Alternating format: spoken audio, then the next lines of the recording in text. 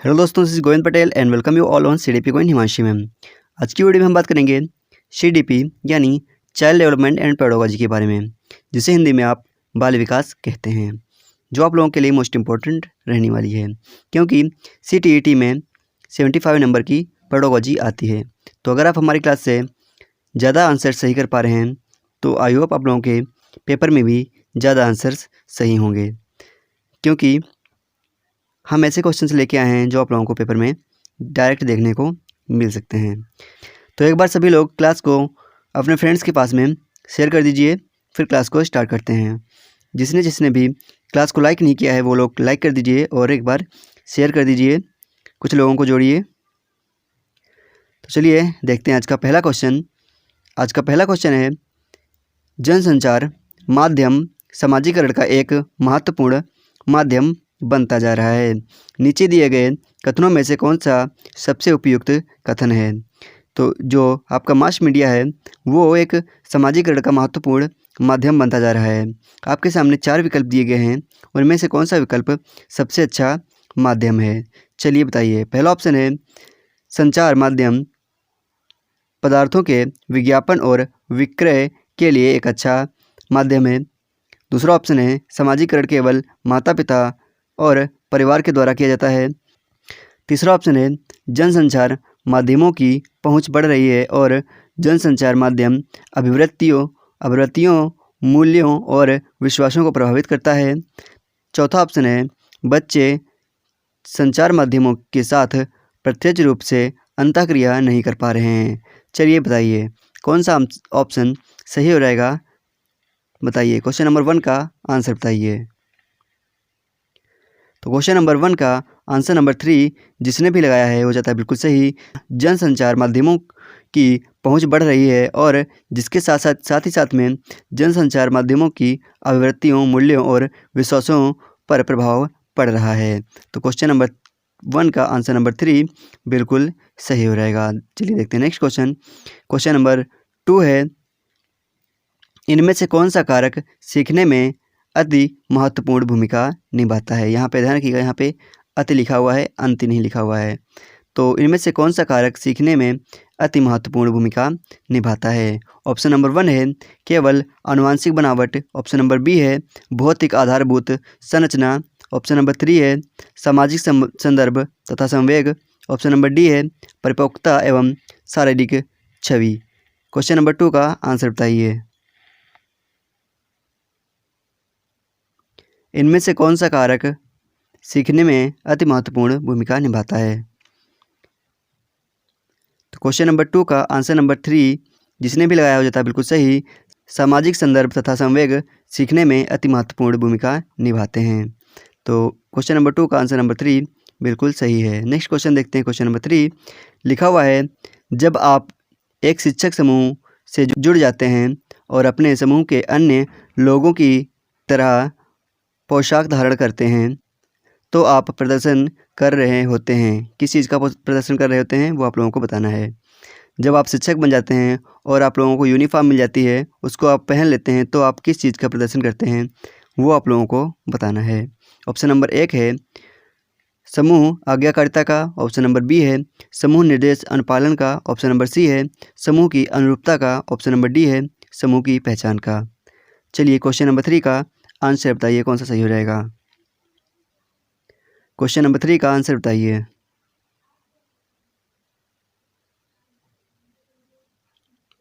तो question number 3 का answer number C जिसने भी लगाया जाता है बिल्कुल सही, समूह की अनुरूपता का। यानी आप एक समूह के अनुकूल बन रहे हैं, जो आपका पूरा समूह है उसी के अनुकूल आप बन रहे हैं। नेक्स्ट क्वेश्चन देखते हैं। क्वेश्चन नंबर 4 लिखा हुआ है, अपनी कक्षा में विविधता को संभालने के लिए एक शिक्षक को क्या करना चाहिए? आप लोगों को बताना है। कक्षा जो होता है उसमें विविध प्रकार के बच्चे आते हैं, विविध वातावरण से बच्चे आते हैं, उसको संभालने के लिए आप एक शिक्षक के रूप में क्या कर सकते हैं वो आप लोगों को बताना है। पहला ऑप्शन है शिक्षार्थियों के सामाजिक संदर्भ का सम्मान नहीं करना चाहिए। दूसरा ऑप्शन है बच्चों की शारीरिक छवि के आधार पर उन्हें जांचना चाहिए। तीसरा ऑप्शन है शिक्षार्थियों के सामाजिक और सांस्कृतिक संदर्भों के प्रति संवेदनशील होने की आवश्यकता है। चौथा ऑप्शन है समान अनुदेशन देने की व्यक्तिक भिन्नताओं पर ध्यान देने की आवश्यकता है। चलिए बताइए क्वेश्चन नंबर 4 का आंसर क्या सही रहेगा। 4 विकल्प आपके सामने हैं, इनमें से सही विकल्प को चूज कीजिए और आंसर दीजिए। तो क्वेश्चन नंबर 4 का आंसर नंबर 3 जिसने भी लगाया हुआ हो जाता है बिल्कुल सही। शिक्षार्थियों के सामाजिक और सांस्कृतिक संदर्भ के प्रति संवेदनशील होने की आवश्यकता होती है। देखते हैं नेक्स्ट क्वेश्चन, क्वेश्चन नंबर 5 लिखा हुआ है, विविध शिक्षार्थियों वाली एक समावेशी कक्षा में सहयोगी अधिगम और समवयस्कों से सीखना क्या कहलाता है। चलिए बताइए। ऑप्शन नंबर 1 है, केवल कभी कभी ही प्रयोग किया जाना चाहिए क्योंकि यह सहपाठियों से तुलना को बढ़ावा देता है। ऑप्शन नंबर बी है, सक्रिय रूप से निरुत्साहित किया जाना चाहिए और प्रतियोगिता को बढ़ावा देना चाहिए। ऑप्शन नंबर सी है, सक्रिय रूप से प्रोत्साहित किया जाना चाहिए जिससे समवयस्कों की स्वीकार्यता बढ़े। ऑप्शन नंबर डी है, कार्यान्वित नहीं किया जाना चाहिए और विद्यार्थियों की क्षमताओं के अनुसार अलग अलग किया जाना चाहिए। चलिए बताइए क्वेश्चन नंबर 5 का आंसर क्या सही हो रहेगा। तो क्वेश्चन नंबर 5 का ऑप्शन नंबर सी जिसने भी लगाया हो जाता है बिल्कुल सही। सक्रिय रूप से प्रोत्साहित किया जाना चाहिए जिसमें समवयस्कों की स्वीकार्यता बढ़ सके। तो क्वेश्चन नंबर सी जिसने भी इसका आंसर लगाया है हो जाता है बिल्कुल सही। नेक्स्ट क्वेश्चन देखते हैं, क्वेश्चन नंबर 6 लिखा हुआ है, जिस कक्ष में विविध पृष्ठभूमि से विद्यार्थी आते हैं वहाँ एक प्रभावशाली शिक्षक को क्या करना चाहिए आप लोगों को बताना है। यानी एक कक्षा है जहाँ पे विविध पृष्ठभूमि से बच्चे पढ़ने आ रहे हैं, वहाँ पर एक शिक्षक है, उसको क्या करना चाहिए वो आप लोगों को बताना है। ऑप्शन नंबर 1 है, वंचित पृष्ठभूमि से शिक्षार्थियों को कठिन परिश्रम करने के लिए कहना ताकि वे अपने साथियों के बराबर पहुंच सकें। ऑप्शन नंबर 2 है, समूह में व्यक्तिगत भिन्नता को बढ़ाने के लिए उनकी सांस्कृतिक जानकारी पर ध्यान देना। ऑप्शन नंबर सी है, सांस्कृतिक जानकारी की अनदेखी करेगा और एक सर्वमान्य तरीके से अपने सभी विद्यार्थियों के साथ व्यवहार करेगा। ऑप्शन नंबर डी है, समान आर्थिक पृष्ठभूमि के विद्यार्थियों का समूह बनाएगा और उन्हें एक साथ रखेगा। चलिए बताइए क्वेश्चन नंबर 6 का आंसर क्या सही रहेगा। आप लोगों को सबसे पॉजिटिव आंसर ढूंढना, इसमें से कौन सा सबसे पॉजिटिव आंसर है वही आपका सही हो रहेगा। तो क्वेश्चन नंबर 6 का आंसर नंबर बी जिसने भी लगाया है वो जाता है बिल्कुल सही। समूह में व्यक्तिगत भिन्नता को बताने के लिए उनकी सांस्कृतिक जानकारी पर ध्यान देना। नेक्स्ट क्वेश्चन है क्वेश्चन नंबर 7 लिखा हुआ है, सामाजिक आर्थिक रूप से वंचित पृष्ठभूमि से आने वाले बच्चों को कक्षा के माहौल की आवश्यकता होती है। जो कैसा कक्षा होना चाहिए उसके बारे में आप लोगों को बताना है। किस प्रकार की कक्षा की आवश्यकता होती है जो बच्चा सामाजिक आर्थिक रूप से वंचित होता है। चलिए बताइए। पहला ऑप्शन है, उन्हें अच्छा व्यवहार सिखाना चाहिए। दूसरा ऑप्शन है, उन्हें सांस्कृतिक और भाषाई ज्ञान के महत्व देना चाहिए तथा उनका प्रयोग करना चाहिए। ऑप्शन नंबर सी है, उनकी भाषा के उपयोग को हतोत्साहित करता है ताकि वे मुख्य धारा की भाषा सीख सकें। ऑप्शन नंबर डी है, बच्चों को उनकी क्षमताओं के आधार पर वर्गीकृत करता है। चलिए बताइए क्वेश्चन नंबर 7 का आंसर क्या सही हो जाएगा। तो क्वेश्चन नंबर 7 का आंसर नंबर बी जिसने भी लगाया हो जाता है बिल्कुल सही। उनके सांस्कृतिक और भाषाई ज्ञान को महत्व देता है तथा उनका प्रयोग करता है। बाकी सारे ऑप्शन जो हैं आपके निगेटिव हैं। नेक्स्ट क्वेश्चन है क्वेश्चन नंबर 8 लिखा हुआ है, एक प्रारंभिक कक्ष में एक बच्ची अपने साथ जो अनुभव लाती है वह टीचर को उन्हें क्या करना चाहिए वो आप लोगों को बताना है। पहला ऑप्शन है, लिखा हुआ है, उन्हें अस्वीकार करना चाहिए। दूसरा ऑप्शन है, उनकी अपेक्षा करनी चाहिए। तीसरा ऑप्शन है, उन पर ध्यान नहीं देना चाहिए। चौथा ऑप्शन है, उन्हें शामिल कर उन पर संचय करना चाहिए। चलिए बताइए क्वेश्चन नंबर 8 का आंसर दीजिए। क्वेश्चन नंबर 8 का आंसर क्या सही हो रहेगा, चलिए बताइए। आप क्या करेंगे, उन्हें शामिल कर उन पर संचय करना चाहिए। चलिए देखते हैं नेक्स्ट क्वेश्चन, क्वेश्चन नंबर 9 लिखा हुआ है, बच्चे प्रभावी रूप से सीखते हैं जब, यानी जो बच्चे होते हैं वो प्रभावी रूप से कब सीखते हैं वो आप लोगों को बताना है। पहला ऑप्शन है, शिक्षक कक्षा में होने वाली सभी घटनाओं व बच्चों को पूर्ण रूप से नियंत्रित करता है तब बच्चे अच्छी तरीके से सीखते हैं। या फिर वे पाठ्य पुस्तक में दिए गए तथ्यों को याद करते हैं तब अच्छी तरीके से सीखते हैं, या फिर वे श्याम पट पर अध्यापक के द्वारा लिखे गए उत्तरों की नकल करते हैं तब अच्छी तरीके से सीखते हैं, या फिर वे विभिन्न गतिविधियों एवं कार्यों में सक्रिय रूप से भाग लेते हैं तब अच्छी तरीके से सीखते हैं। चलिए बताइए, प्रभावी रूप से बच्चे कब सीखते हैं? तो इसका आंसर आई होप सभी को पता होगा, जब वे विभिन्न गतिविधियों एवं कार्यों में सक्रिय रूप से भाग लेंगे तभी वे अच्छी तरीके से सीख पाएंगे, एक प्रभावी तरीके से सीख पाएंगे। इसी के साथ में आपका क्वेश्चन नंबर 9 का आंसर नंबर डी बिल्कुल सही हो जाएगा। नेक्स्ट क्वेश्चन देखते हैं। क्वेश्चन नंबर 10 लिखा हुआ है, एक शिक्षक को चाहिए कि, यानी एक शिक्षक जो होता है उसे क्या चाहिए, आप लोगों को बताना है कि उसे कक्षा में क्या करना चाहिए, क्लास में क्या करना चाहिए। पहला ऑप्शन है वह विद्यार्थियों के बीच तुलना को अधिकतम करे। दूसरा ऑप्शन है वह विशेष सांस्कृतियों समुदाय के बच्चों को बढ़ावा दे। तीसरा ऑप्शन है वह विद्यार्थियों के बीच सांस्कृतिक विभिन्नताओं तथा विविधताओं की अनदेखी करे। चौथा ऑप्शन है यह संप्रेषित करे कि वह कक्षा में सभी संस्कृतियों का सम्मान करती है एवं महत्व देती है। चलिए बताइए, क्वेश्चन नंबर 10 का आंसर क्या सही हो जाएगा? चलिए जवाब दीजिए। क्वेश्चन नंबर 10 का सही आंसर बताइए।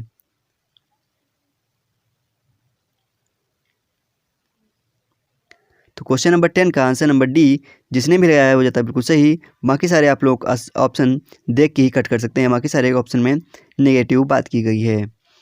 तुलना करना हमेशा नेगेटिव होगा, ठीक है। और क्या है, वह विशेष सांस्कृतिक समुदायों के बच्चों को बढ़ावा देगा, ये सही है कुछ हद तक, लेकिन इससे भी बेटर ऑप्शन क्या है आपके पास? डी ऑप्शन है इससे बेटर। तो आप लोगों को जो सबसे बेटर है उसके साथ में भी जाना होता है। तीसरा ऑप्शन क्या लिखा हुआ था? वह विद्यार्थियों के बीच सांस्कृतिक विभिन्नताओं तथा विविधताओं की अनदेखी करेगा, तो ये भी निगेटिव हो गया। पहला दूसरा तो निगेटिव था, पहला और तीसरा निगेटिव था, और जो दूसरा था उससे अच्छा आपके पास चौथा ऑप्शन है। तो इसी के साथ में क्वेश्चन नंबर 10 का आंसर नंबर डी बिल्कुल सही हो जाएगा। नेक्स्ट क्वेश्चन है क्वेश्चन नंबर 11 लिखा हुआ है, जब शिक्षक को विद्यार्थियों एवं उनकी योग्यताओं के बारे में सकारात्मक विश्वास होता है तब विद्यार्थी कैसे सीखते हैं वो आप लोगों को बताना है। यानी एक शिक्षक है जिसे अपने बच्चों पर पॉजिटिव विश्वास है, यानी पॉजिटिव बिलीव है, तो बच्चे कैसे सीखेंगे वो आप लोगों को बताना है। पहला ऑप्शन है सीखने के लिए उत्सुक एवं प्रेरित रहेंगे। दूसरा ऑप्शन है निश्चिंत हो जाते हैं तथा सीखने के लिए किसी भी तरह का प्रयोग करना बंद कर देते हैं। तीसरा ऑप्शन है उत्साह भंग हो जाता है तथा वे दबाव में आ जाते हैं। चौथा ऑप्शन है किसी भी रूप में प्रभावित नहीं होते हैं। चलिए बताइए, एक शिक्षक जो है वो अपने विद्यार्थियों से सकारात्मक विश्वास रखता है कि बच्चे हमारे अच्छा स्कोर करेंगे, अच्छी पढ़ाई करेंगे, अच्छा नंबर लाएंगे, तो बच्चे क्या करेंगे, निश्चिंत हो जाएंगे क्या, या फिर उनका जो है उत्साह भंग हो जाएगा? चलिए बताइए, निगेटिव ऑप्शन को कट कर दीजिए, पॉजिटिव आंसर अपने आप लोगों को मिल जाएगा। तो निगेटिव कौन सा है?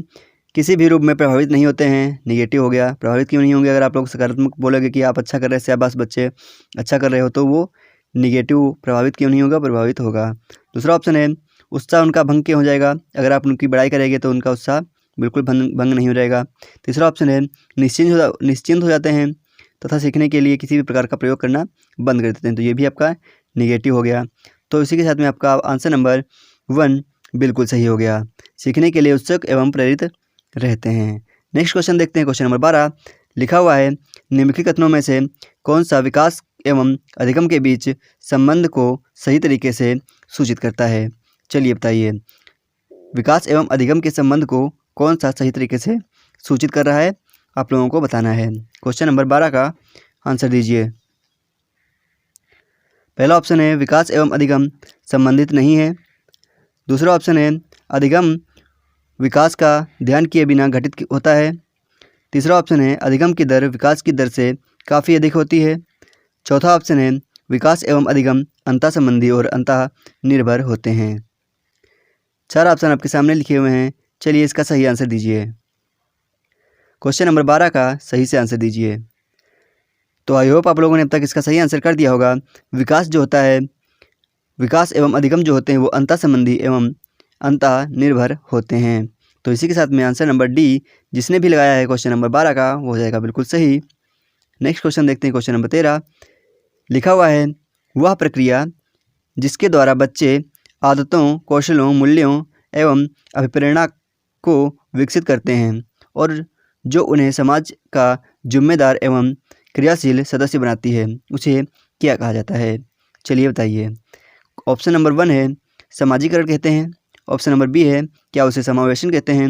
ऑप्शन नंबर सी है मुख्य धारा से जुड़ना। ऑप्शन नंबर डी है विभेदीकरण। चलिए बताइए।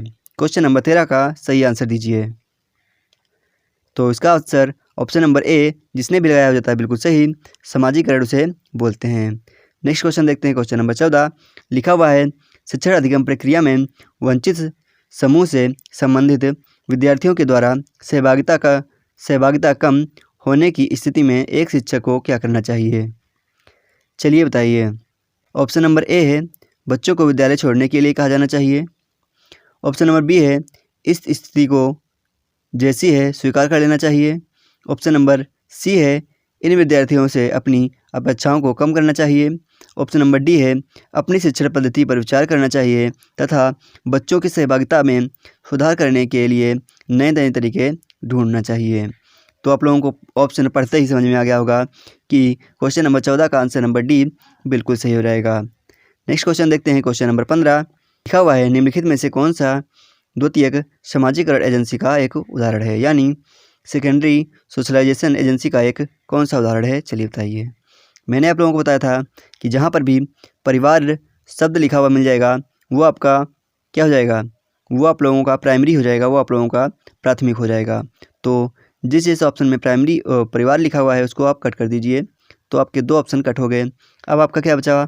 जिस ऑप्शन में विद्यालय मिल जाएगा वो हमेशा क्या हो जाएगा, वो आपका हमेशा द्वितीयक हो जाएगा, वो आपका हमेशा सेकेंडरी सोशलाइजेशन हो जाएगा।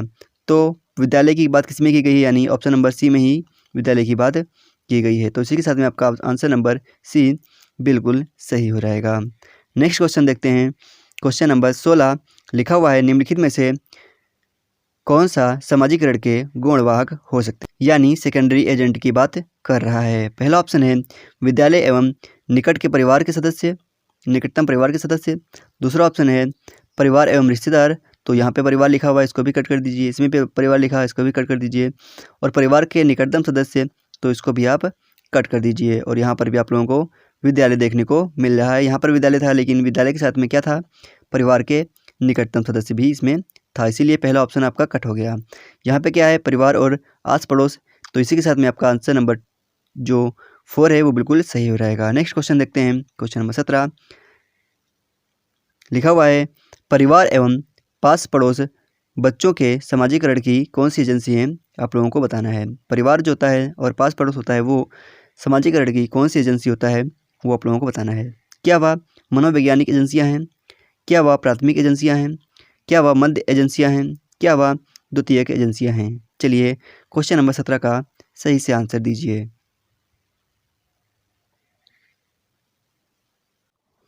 तो क्वेश्चन नंबर 17 का ऑप्शन नंबर बी जिसने भी लगाया है वो जाता है बिल्कुल सही।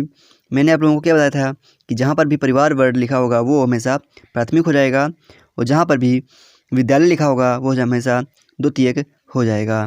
तो इसी के साथ में आंसर नंबर बी बिल्कुल सही हो जाता है। नेक्स्ट क्वेश्चन देखते हैं। क्वेश्चन नंबर 18 लिखा हुआ है शिक्षक कक्षा में पढ़ने में ध्यान न देने वाले बच्चों को किस प्रकार का बर्ताव कर सकता है, बच्चों से किस प्रकार का बर्ताव कर सकता है। ऑप्शन नंबर 1 है बच्चों को कक्षा से बाहर कर देगा। ऑप्शन नंबर बी है पूरी कक्षा के सामने उन्हें बार बार डांटेगा। ऑप्शन नंबर सी है उनसे बात करके तथा उनकी अभिरुचि का कारण जानने की कोशिश करेगा। ऑप्शन नंबर डी है उन्हें गृहकार्य के रूप में अत्यधिक वर्कशीट देगा। चलिए बताइए। पॉजिटिव आंसर ढूंढना है। पॉजिटिव आंसर इसमें एक ही है, बाकी सारे आप लोगों को निगेटिव आंसर दिख जाएंगे। तो इसमें पॉजिटिव आंसर कौन सा है,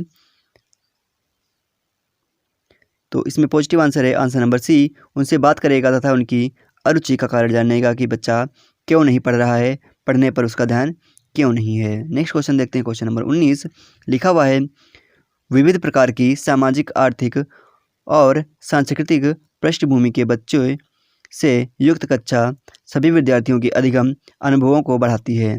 यह कथन कैसा है, चलिए बताना। सही है, क्योंकि इसमें कक्षा अधिक श्रेणीबद्ध दिखाई देता है। दूसरा ऑप्शन है गलत है क्योंकि अनावश्यक स्पर्धा की ओर ले जा रहा है। तीसरा ऑप्शन है गलत है क्योंकि यह बच्चों के लिए दुविधा उत्पन्न कर सकता है और वे स्वयं को अलग थलग महसूस कर सकते हैं। चौथा ऑप्शन है सही है क्योंकि बच्चे अपने साथियों से अनेक कौशल सीखते हैं। चलिए बताइए कौन सा आंसर सही हो रहेगा। क्वेश्चन नंबर 19 का आंसर बताइए कौन सा सही हो रहेगा।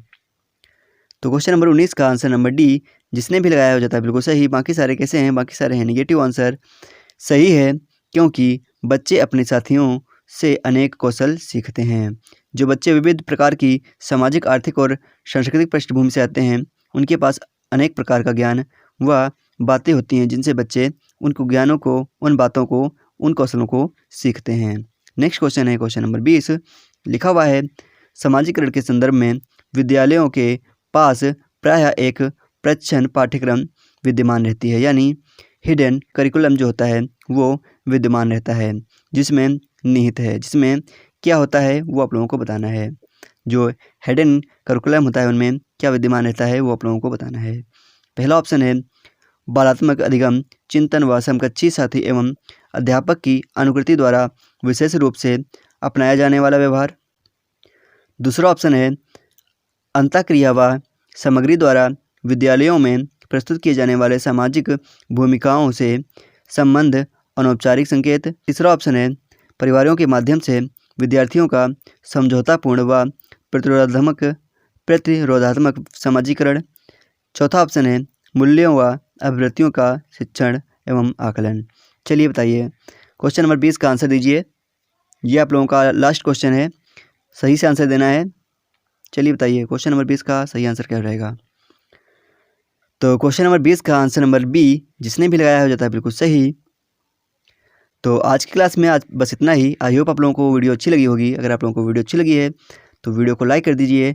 चैनल पर नए हो तो चैनल को सब्सक्राइब कर लीजिए और ज़्यादा से ज़्यादा लोगों के पास शेयर करिए, जिससे हमें मोटिवेशन मिलता है, जिससे हम मोटिवेट होते हैं।